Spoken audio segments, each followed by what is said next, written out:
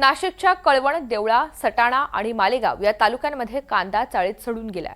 तर थंडीचा पारा वाढल्यामुळे कांदा चाळीत साठवून ठेवलेल्या या कांद्यांना कोंब येऊन मोठ्या प्रमाणात खराब झालाय। लाल कांद्याचं सुद्धा अतिवृष्टीमुळे मोठ्या प्रमाणात नुकसान झालंय।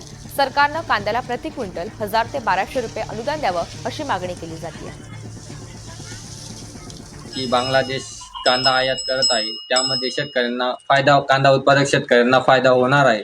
परंतु शेतकऱ्यांना कुठलाही फायदा होणार नसून जो उन्हाळ कांदा चाळीमध्ये साठवलेला होता शेतकऱ्यांनी, तो पूर्णपणे सडून गेलेला आहे आणि जो उरलेला सुरलेला जो कांदा होता तो थंडीचा पारा कमी झाल्यामुळे पूर्णपणे असा कोंब काढून दिलेले आहे कांद्याने। त्यामुळे उन्हाळ कांदा उत्पादक शेतकऱ्यांना तर त्याचा अजिबात फायदा नाही आहे।